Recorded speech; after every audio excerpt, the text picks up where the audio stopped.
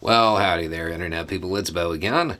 So, today we're going to talk about trains and Twitter and some reporting that is coming out that isn't really unexpected, but a little surprising in some ways. Right now, the reporting's pretty light. I would imagine more will come out as time goes on. But the general tone of it is a nonprofit identified a bunch of accounts on Twitter that appeared to be attempting to steer the conversation in the days and weeks after the derailment in Ohio. And that some of the accounts were linked to, let's just call them pro-Moscow voices at this point. And they tried to spread misinformation, disinformation. Things like maps of potential areas that are going to be impacted that weren't accurate, or charts about increased cancer rates, which, I mean, that wouldn't happen in a couple of days. Just little stuff like this. And again, some of the accounts appeared to be Moscow controlled, and some were just American accounts amplifying that message. The interesting thing to me about it is that I don't get it. This does not seem like something that an intelligence service would do. It's not actionable. There's nothing that really can come of spreading disinformation about this, with the possible exception of tying it to this happened because, you're sending money to Ukraine type of thing, that's very much a Moscow talking point right now. But to be fair, it's also a Republican talking point right now, an organic Republican talking point, not saying that they're... Anyway, so just because you see somebody say that doesn't necessarily mean they have been influenced by an influence operation or an information operation like that.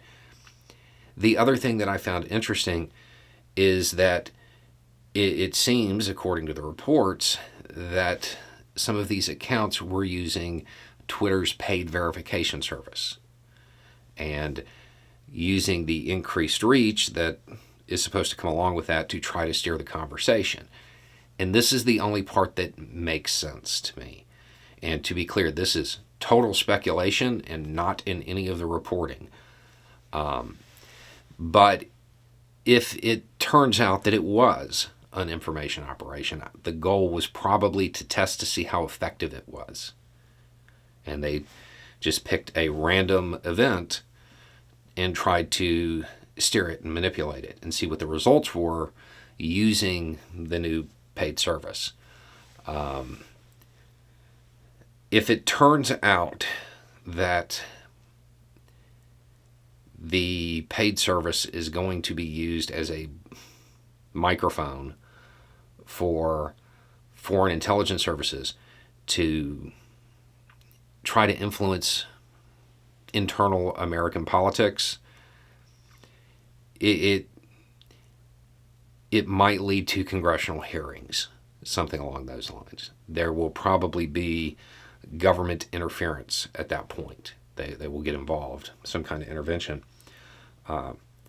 Again, right now the reporting is kind of light, but it's interesting, and it's something that is probably one of those things we're going to see again. We'll see something along the lines of this occur in the future, and there will be references back to it. I will keep my eyes out for more in-depth discussion about what exactly happened and the time lags between the event and how long it took them to kind of control the conversation, or if they were even able to. Because we have to keep in mind it may not have been successful.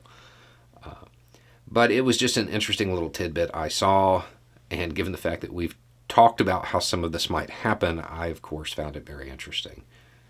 Anyway, it's just a thought. Y'all have a good day.